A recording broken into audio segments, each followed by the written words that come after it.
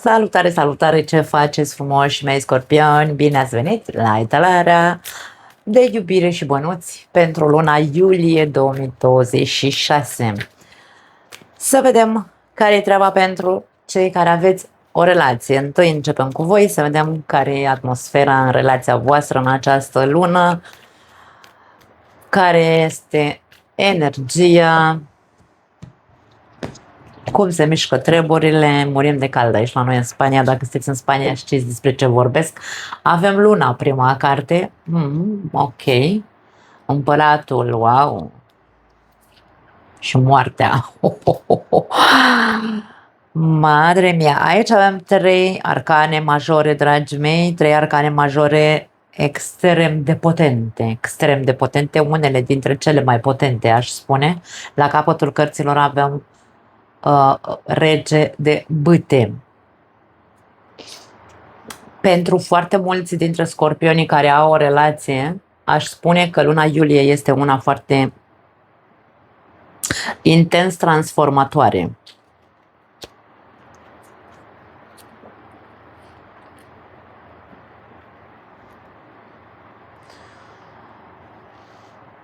Ceva se va schimba radical în relația voastră.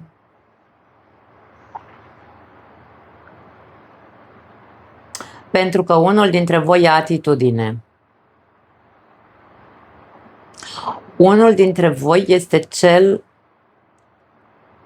îmi vine să spun că este cel cu capul pe umeri, este cel care, nu neapărat care domină, ci este cel care va domina în această perioadă, dar nu dominat că îl domină pe celălalt, că vezi, Doamne, îl calcă pe cap, cum zic eu, nu.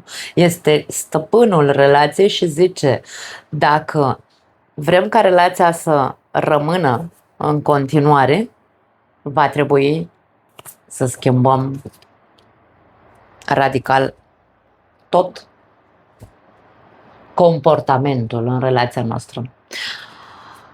Prima carte a fost luna. Luna înseamnă trecut, luna înseamnă reprimări, luna înseamnă frici, luna înseamnă traume, luna înseamnă ceața prin care am orbecăit în ultima perioadă în relația noastră, înseamnă neînțeles, înseamnă sufocare, luna înseamnă multe lucruri care au legătură cu apa, cu sufletul. Aici avem o persoană care se duce la fund în acest ocean. E ca și cum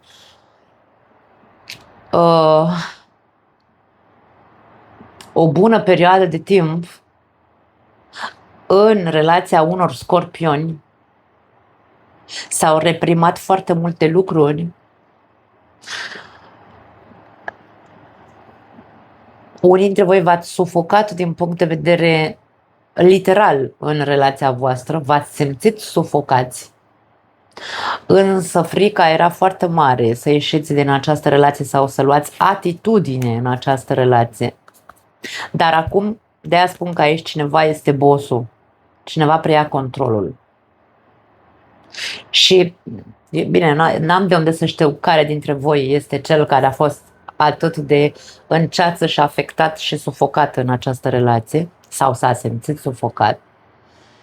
Luna înseamnă secrete, nu știu care dintre voi sunteți cei care ați păstrat secrete sau ați trăit într-o relație cu multe dedesubturi și multe secrete și multe alte energii ascunse, dar aici cert este că se preia controlul de unul dintre cei doi și lucrurile se vor schimba. Atitudinea celui care va prelua controlul va fi una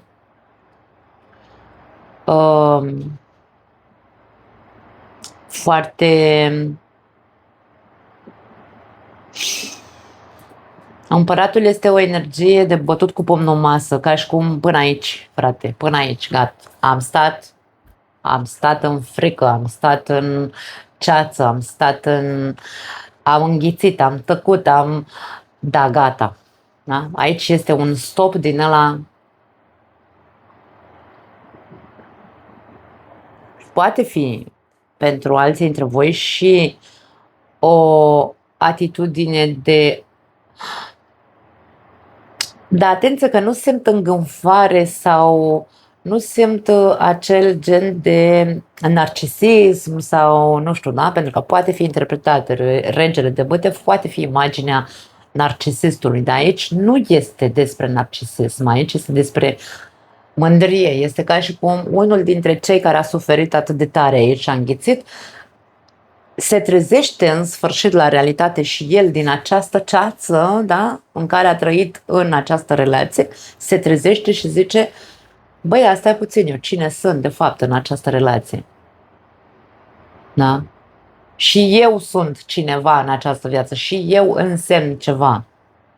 Și atunci, din mândrie și din egoism, această persoană va da cu pumnul în masă și va spune, basta, va spune, gata frate, până aici am putut să tac, să înghit, să suport și să stau în relația asta, nu știu, din multele frici pe care le aveam sau alte genuri de frici.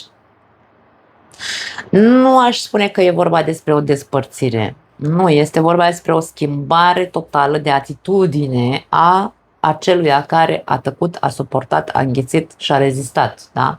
Într-o zonă destul de complicată sau lângă un partener destul de complicat. Va avea loc o schimbare de atitudine radicală.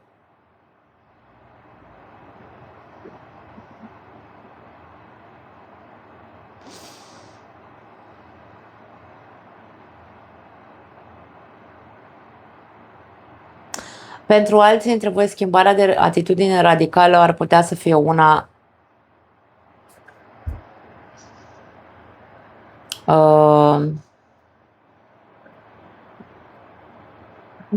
negativă. În ce sens? Unul dintre cei doi, da, asta e o altă variantă pentru alți scorpioni, unul dintre cei doi va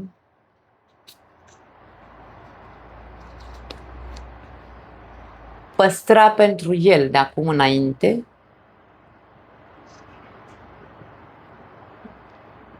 nu neapărat în secret, dar va păstra pentru el, pentru sufletul lui, ceea ce are de gând să facă. Va fi unicul stăpân pe el însuși. Celălalt nu-l va putea citi în niciun fel. Nu-i va putea citi intențiile.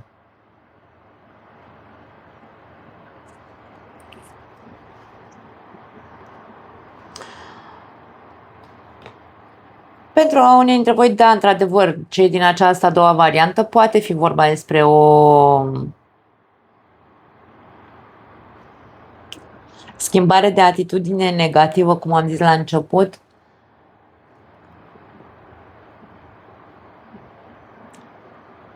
schimbare pe care celălalt nu și-ar fi putut-o imagina, adică poate fi imaginea unei vieți duble aici. Pentru că începem cu luna secrete.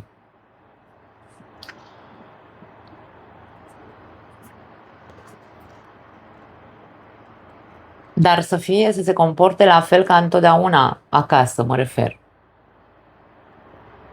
Va începe să fie o persoană foarte secretoasă, o persoană foarte... dar nu vei percepe aici, ca și cum nu se percepe, are atât de mare control această persoană, da? Va avea atât de mare control asupra acestei vieți duble, să le o numim așa, încât nimeni nu-și va da seama.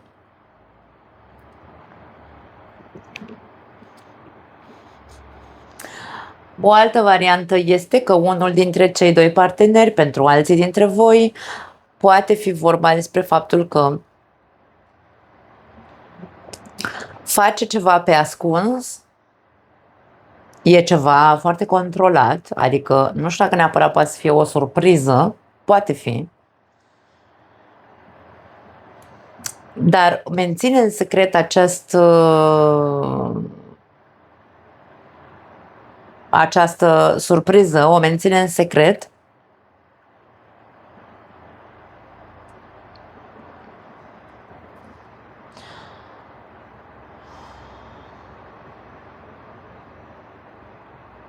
Pentru că vrea să se schimbe ceva în relația voastră.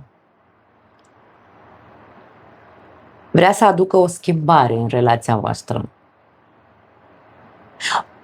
Faptul că am simțit să spun surpriză e posibil să fie din cauza faptului că poate, nu știu, în ultima perioadă a fost un pic mai complicată relația și această persoană, unul dintre cei doi, se hotărăște să preia așa hărțurile și să zică: băi, vreau să-i fac o surpriză partenerului, să-l dau pe spate așa, da, să o dau pe spate, pentru că vreau să schimb dinamica acestei energii apăsătoare dintre noi doi, da? Dacă a fost complicată ultima perioadă, este doar un soi de preluat hărțurile, da, a unuia dintre cei doi și să pregătească o surpriză pentru celălalt, pentru ca relația să aibă o altă dinamică, da? Cam asta este, wow, câte variante la voi, da, e ca întotdeauna ce să mai e. Scorpionii mereu au multe de spus aici, cărțile pentru ei. Hai să vedem pentru scorpionii singuri, ce se arată pentru scorpionii singuri din punct de vedere sentimental în luna iulie.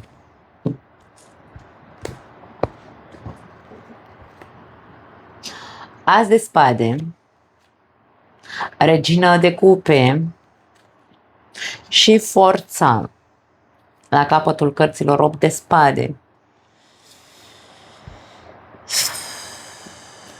Mie vine să spun că scorpionii singuri nu sunt fericiți sau nu au găsit pe cineva sau nu sunt într-o relație pentru că nu vor.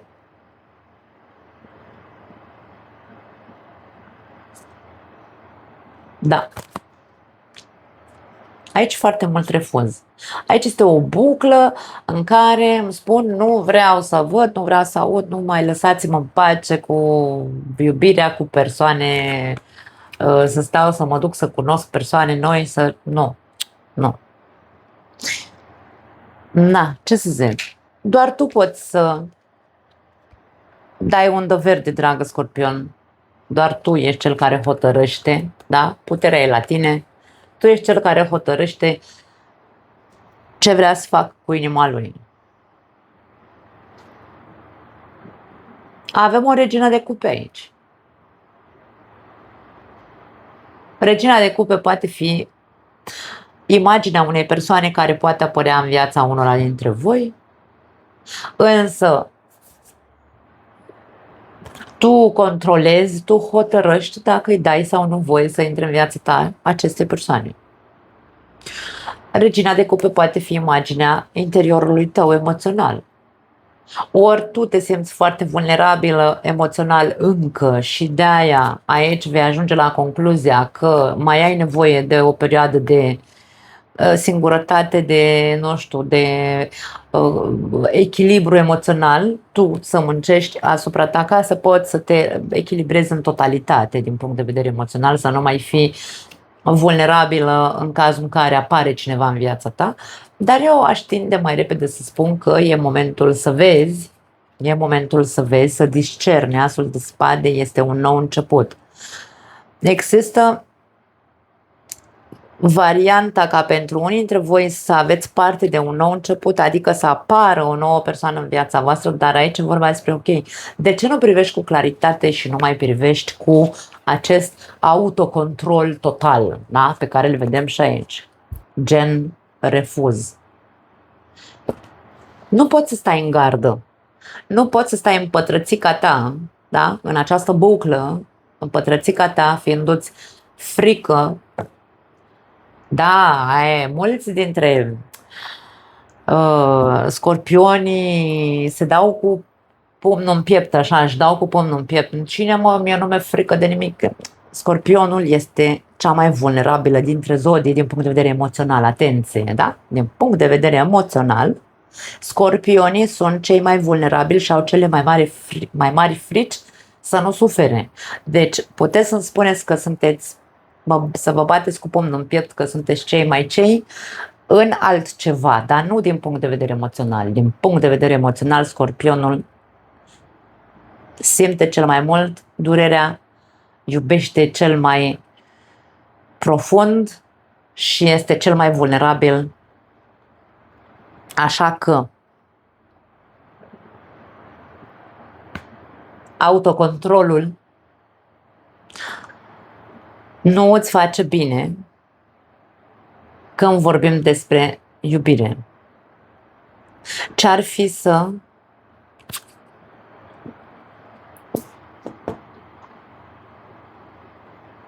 îmi vine să spun să te accepti în totalitate cum simți și cum ești. Ești și vei fi întotdeauna o persoană vulnerabilă din punct de vedere emoțional, pentru că nu degeaba sunteți cei care dețin acea energie Phoenix. Da? Nu degeaba. Unul nu renaște dacă nu știe să moară. Da? Sau unul nu renaște dacă nu moare, dacă vreți. Și de aia spun aici, degeaba vă chinuiți să vă autocontrolați, pentru că în momentul în care intră cineva în viața voastră, inima bate, dragii mei. Aveți sânge în instalație, inima bate, n-are cum. N-are cum să existe atât de mult autocontrol încât să vă refuzați fericirea sau să vă refuzați să vă mai bată inima. Ieșiți de aici, din această buclă. Dați voie energiei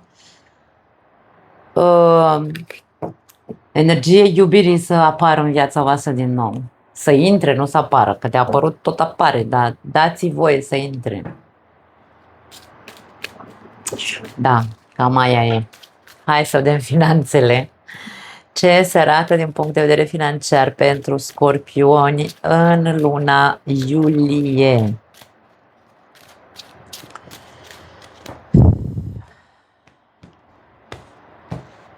Am suflat în microfon, sper să nu. Avem Marea Preoteasă, 7 de spade și eremitul. La capătul cărților, mamă, numai arcane majore aici, în afară de 7 de spade, avem spânzuratul. Wow! Ia uite ce cărți frumoase avem aici în trecut la voi. Unii dintre voi veniți după o perioadă crudă, aș spune, din punct de vedere financiar.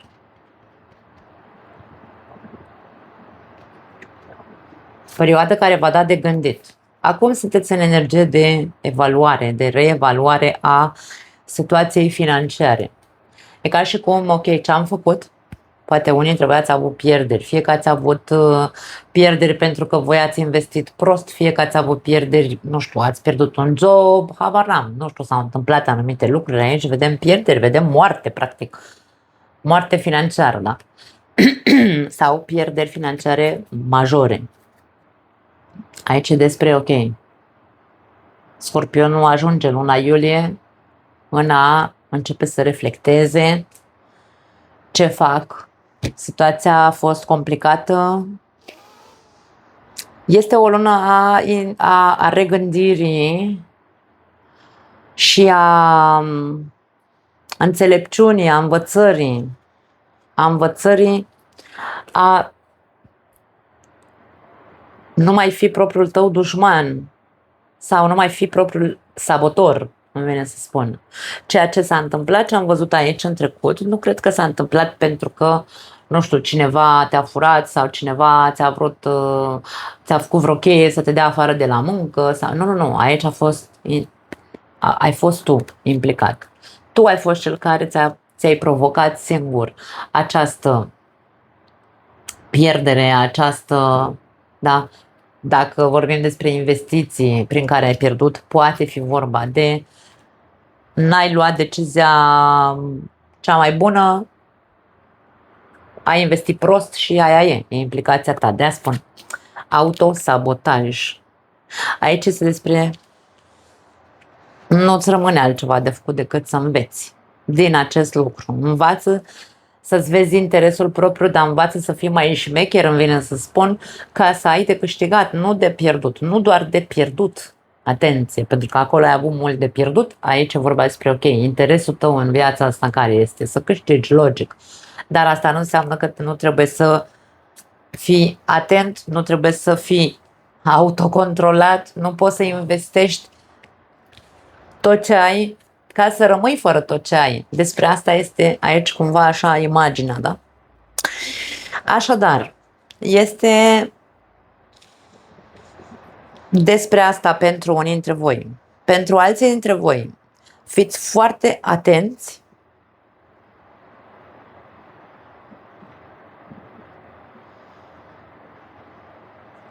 foarte atenți. Spânzuratul este o energie care ne spune oprește-te.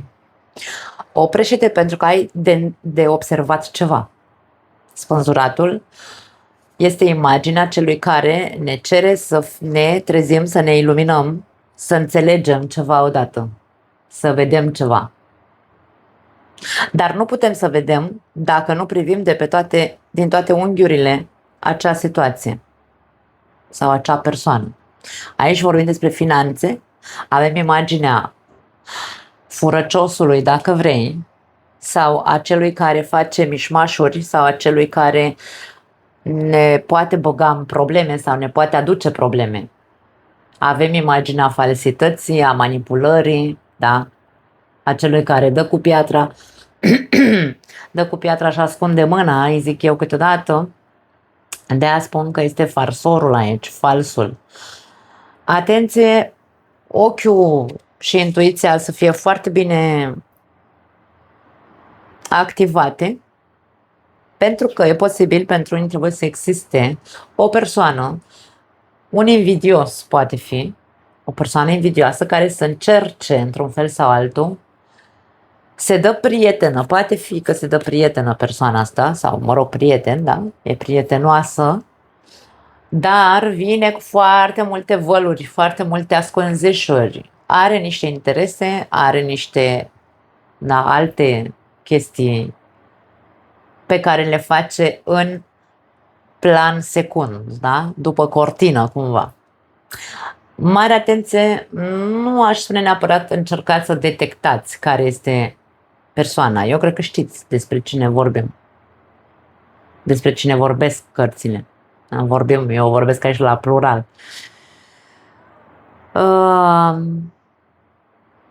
Ideea este că dacă vei primi indicii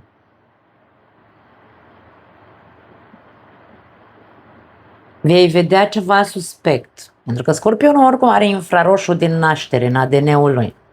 Dacă vei primi anumite semnale că ceva se coace după cortină, încearcă să fii foarte, foarte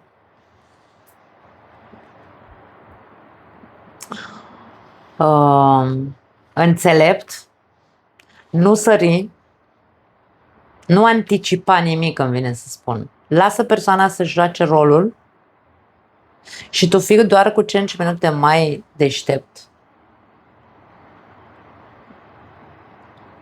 Să ai, am venit să spun, să ai anumite dovezi că persoana asta joacă pe două fronturi sau are alte interese. Nu aș spune că persoana asta este genul de coleg de muncă care se duce și vorbește cu șeful și îți face cheie pe la muncă. Nu.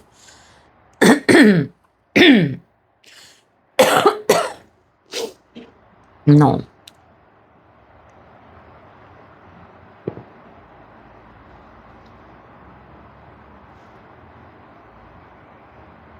Mai repede e posibil să fie un coleg de muncă, de exemplu, care să facă ceva. Îmi vine să spun, nu știu de ce îmi vine să spun că în numele tău, în locul tău, nu că să se dea drept tine, dar da.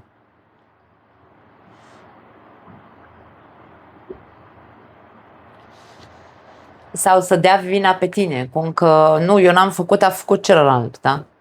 De-aia spun că este genul de persoană care aruncă cu piatra și ascunde mâna, cum eu n-am făcut, eu n-am zis. E cineva care tu știi cine e. Îmi vine să spun, fii cu ochiul pe această persoană, fii mai inteligent decât ea în această perioadă, vezi dacă poți să ai niște dovezi că tu nu ai fost implicat în ceea ce zice sau în ceea ce va zice și că el este singurul responsabil. Cam asta este, hai să spunem,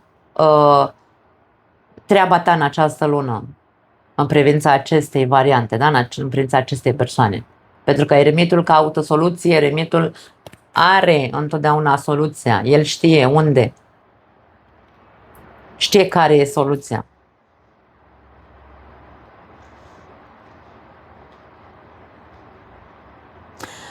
O altă variantă, atenție, pentru cei care vreți să mă înjurați, puteți să o faceți, știți că eu n-am niciun fel de frică. N-am niciun fel de frică la comentariile sau hate-urile care or să vină în cazul în care există, da? Fiți cu băgare de seamă dacă voi aveți intenția să faceți mânării sau șmecherii, cum se zice. Mai gândiți-vă de 2 ori înainte de asta, pentru că nu e prima oară când aveți sau vă băgați în probleme. Nu e prima oară când vă băgați în probleme de genul ăsta. Cunoașteți ce înseamnă să faceți mișmașuri și după aia să stai cu morcovul, cum se zice la noi. Da, ideea este că aici sponsoratul zice, stai tu puțin și reflectă. Da? Stai și reflectă, că aici e vorba despre când o să te maturizezi odată, că nu mai mănării și șmecherii și prostii și tâmpenii. Da? Aici poate fi orice, poate fi înșelăciune, poate fi, nu știu, mânăreală de asta de îți vând aur, dar nu e aur, prostii, da? Înșelăciune, practic. Na, cam aia e, nu am ce să mai zic mai departe. E suficient pentru a putea să scrieți niște mesaje de înjurături aici pe canal. Nu mai am altceva. Eu vă pupăcesc, ne vedem data viitoare. Ciao!